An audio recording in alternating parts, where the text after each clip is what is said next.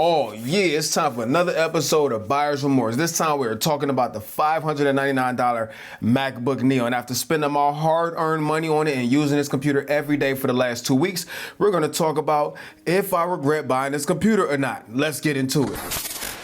What's up, y'all? It's Tight Shirt Terry Wolf, and I'm back for another video. Hope you're having a fantastic day so far. And remember to be thankful for your freaking life today, because you did not have to have that, especially with all this crazy stuff going on in the world. Just be thankful you woke up today. Listen, there's a few housekeeping items I have to go through first so that y'all don't try to cook me in the comments, okay? Number one, this video is not scripted, not sponsored. This is all off the top of the head, which means I'm gonna mess up. I'm gonna get some things wrong. You might see a ton of jump cuts in this video, but you know what? Some things are just what they are, right? The second thing is I'm just gonna throw this out there right now, okay? Early, so that there's no confusion with this video. This is the best computer you can get for $599. Whether it's a Mac, I should say laptop, whether it's a Mac, whether it's a Windows computer, or whatever type of computer that you're looking into, this is the best $599 that you can spend.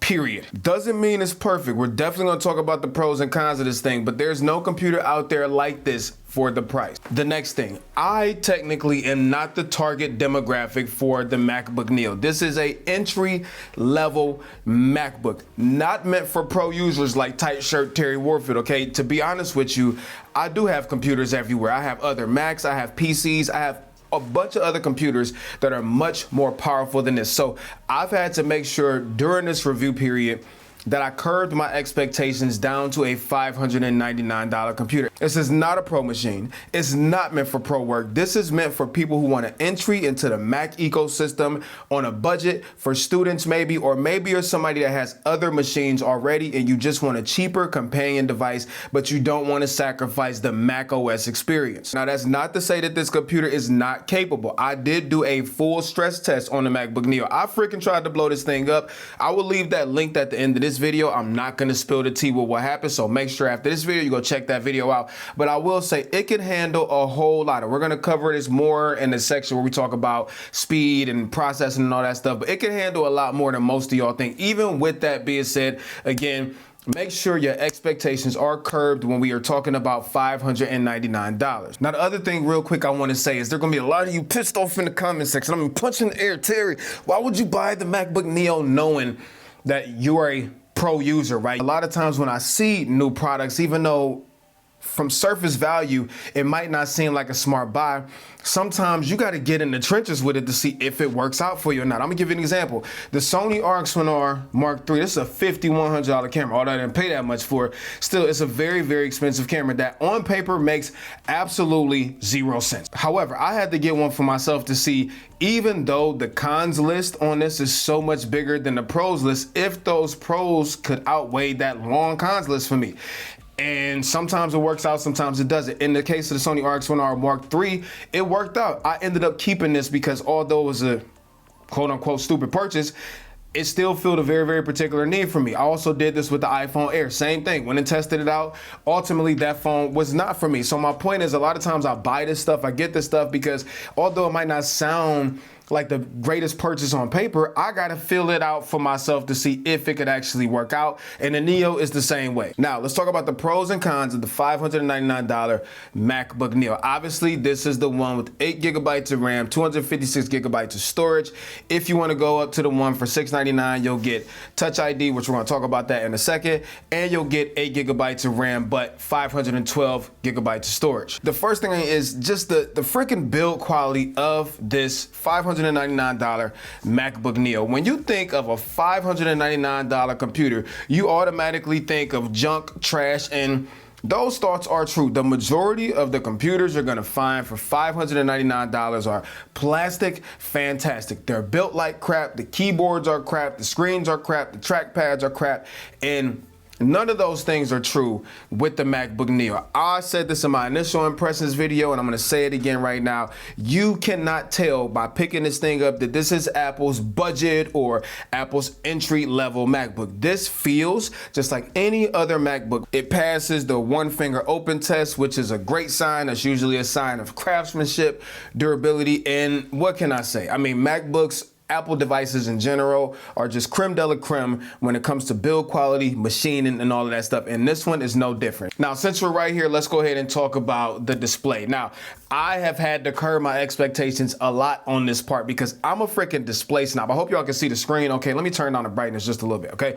But I'm a freaking display snob. The display I have behind the Neo is a 49-inch, 240 hertz freaking OLED, okay? My other display on my other setup is a 4K 240 hertz OLED because obviously I'm a gamer, like I told y'all. So displays are very, very important to me. On my M1 Max MacBook Pro, that also has a fantastic display. So I've had to do a lot of curbing of my expectations when it comes to the MacBook Neo. Now, all those things being said, we have to remember who's the target customer for the Neo. It's usually not people with setups like me. It's not for people who are advanced, who are doing like super, super complex video graphics and all that stuff. This is a basic starter computer meant for students and people who want to do some light work, okay? And in that regard, you're not gonna find a better display than what you can find on the MacBook Neo for $599. Trust me, I freaking looked. Now, with that said, although this isn't OLED or mini LED or anything like that, Apple makes some fantastic LCD displays. Look at their studio display, and this one's no different. Okay, it's 60 hertz, so that's something that you just gotta deal with, right? But honestly, in day-to-day use, this display is just fine. It's colorful, it's relatively color accurate. I mean, it's not like 100% accurate across all the different color spaces that a lot of us photo editors and video editors need. However, for normal, everyday, mundane stuff, even some light photo editing and video editing, as long as you're not like a professional colorist, then this screen is freaking fine. And the other thing is it does get mad freaking bright. I think my only qualm is dealing with how reflective the screen is. And this problem is the same on MacBooks that also don't have the anti-reflective coating on there. You do have to combat with reflections like I have to do right now. Other than that, the display on here, and again, $599. For $599, this display is fantastic. Now, moving on to the keyboard, since it's right here.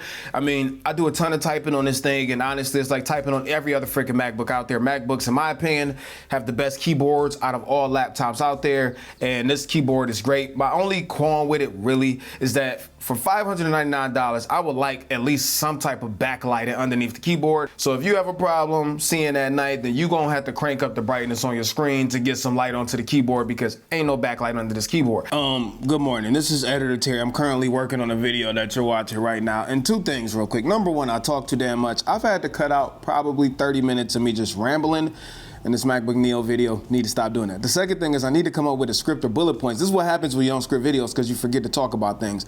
And I totally forgot to mention my disdain for the MacBook Neo not having Touch ID. Now, some of y'all are gonna say, oh, it's $599. There's a lot of Windows computers out there that don't have like a touch sensor or like face unlock or anything like that. And let me just be honest, I don't care, okay? Every single Apple device out there has at least Touch ID or Face ID. And the fact that they intentionally omitted it on the Neo for $599 really pisses me off. Now, you can get Touch ID, okay, if you're willing to spend extra $100 and get the one for $699 with the 512 gigabytes of storage, I'm sorry. But the fact that I have to pay an extra $100 to get Touch ID, in my opinion, is a load of crap. So basically, if I'm not wearing my Apple Watch to automatically unlock my Mac if I have it on, then I gotta put in my freaking password every single time. And yes, first world problems, but when it comes to using this computer as a daily and using it all the time, you know, for $599 Apple, Touch ID would have been freaking great. Now the trackpad is a little different. Okay, the MacBook Air and the MacBook Pros have capacitive trackpads, meaning they don't actually physically move when you press them. This one is mechanical. So actually when you press this trackpad, it actually moves underneath your finger, and it is very satisfying. I'm gonna be honest, it's almost just as responsive as Apple's other capacitive trackpads on the MacBook Air and the MacBook Pro. Now, when it comes to speakers, again, this is a $599 computer, and they're fine. They're not the best speakers out there. Obviously, they're not competing with a MacBook Pro, but let's have a listen. Obviously, we're gonna listen to some more Witcher 3 music because Witcher 3 is arguably one of the best games ever created, but let's have a go.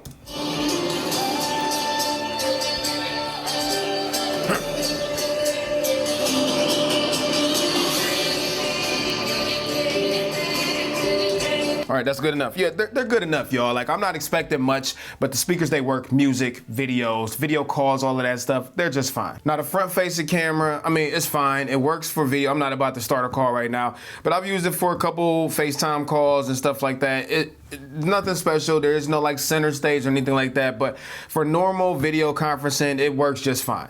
Now, to move on to my biggest qualm with the Neo after using this bad boy for 2 weeks, and trust me, I've done my best to curb my expectation on this part. However, this is something that has really, really bugged me, okay? And it is the port selection that they put on the Neo, okay? First of all, I wish it would have had MagSafe, and I don't know if I'm expecting too much right here for $599 because there's no other computer out there for this price that has anything like MagSafe, so maybe I am expecting a little too much, but not having MagSafe has already bit me. I've definitely walked past while this thing was plugged up, and thankfully it didn't break. I didn't break the port, and I tripped on the cord and yanked the computer all the way across the floor. It didn't cause any damage or anything like that, but I just wish it would have had MagSafe. And again, I don't know if I'm asking for too much for the price, but the bigger problem here is the fact that only one of these ports is fast enough to support things like displays or to support things like faster accessories. The other one is USB 2, which is very, very slow in today's world. So you got USB 2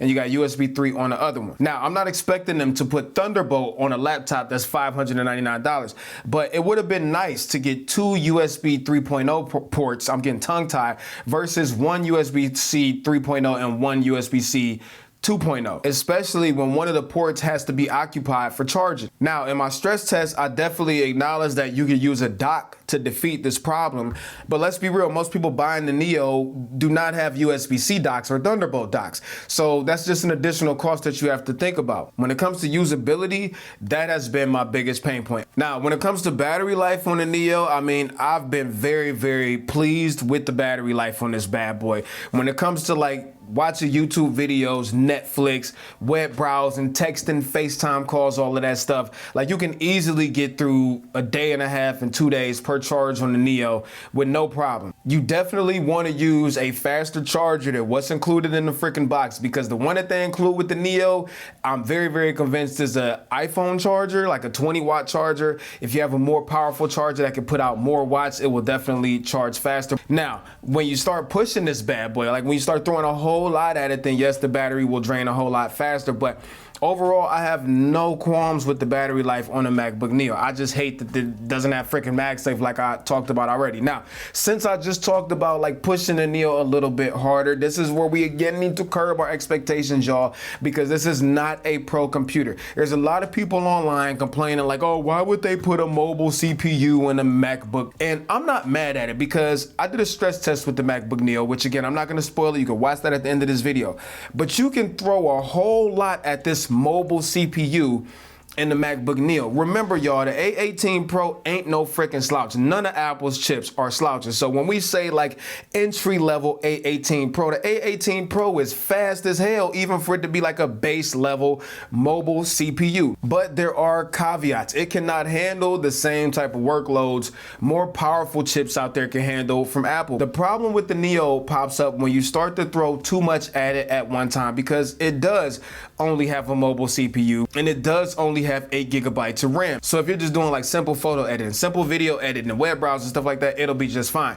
But the problem pops up when you start throwing more at it at one time because of this limitation of 8 gigabytes of RAM and this mobile CPU. So when you start trying to video edit and photo edit and have tabs open and FaceTime at the same time, it will quickly run out of resources. So again, if you want the Neo, it is important to curb your expectations.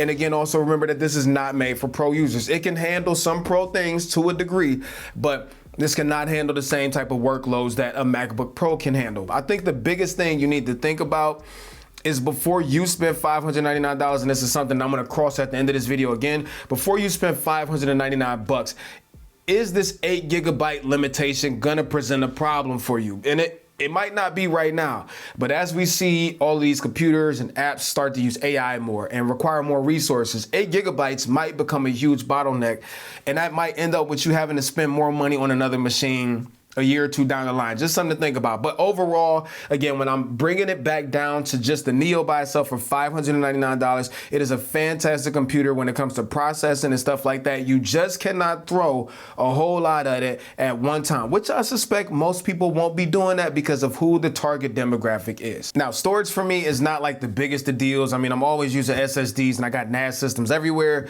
but that's my particular case. I think normal people with 256 gigabytes of storage, it might be limiting, but you could easily just get an SSD with no issue. Again, we got to remember the price point. We also have to remember the prices of storage and RAM right now. So I still think even though 8 gigs and 256 is not a whole lot, I think for $599 you're still getting a bargain. Okay, now let's go ahead and wrap this up. Answer the damn question, Terry. Do you have any regrets buying the MacBook Neo? And my answer is no, but also yes. Okay, let's start with the no first, because eliminating all other variables out this picture, the MacBook Neo for $599, I said at the beginning of the video, is the best computer you could get. However, knowing what I said at the beginning of the video, I like the idea of having a cheaper MacBook that's lighter, more portable, but that doesn't sacrifice the MacBook experience. That in itself, the MacBook Neo satisfies it 100%. Although it's not perfect for $599, this computer's a freaking win, and anybody who picks one up is gonna love it. Well, I'll say 99% of people who pick one of these up is gonna love it. My problem is not with the MacBook Neo itself, and I'm gonna make this make sense. And this may or may not be your situation, and I'm totally understanding that most people buying the MacBook Neo for $599 might not have more money. This might have been all that they had. I'm totally understanding that. However, the way I'm looking at this is if I'm gonna spend $600 on a computer, what's another $150? I went on Facebook Marketplace 2 days ago. Guess what I saw on there? I saw a M4 MacBook Air. 2024 model, although it was a base, okay, for $750. $750. I don't know about y'all, but I'm not afraid to buy a used MacBook as long as it don't have a whole bunch of crazy charge cycles and it's in good condition, it's not damaged. You got the original box and the receipt. Yeah, I'll take it off your hands. MacBooks are hugely reliable. There's no issues as long as it's not damaged or anything like that. And in my mind, the MacBook Air it serves the same type of purpose. It's very small, very lightweight, you know, but it is a much more I'm getting so tongue-tied. It is a much more powerful computer than the Neo is for $150 more if you can find one used on Facebook Marketplace, eBay, whatever.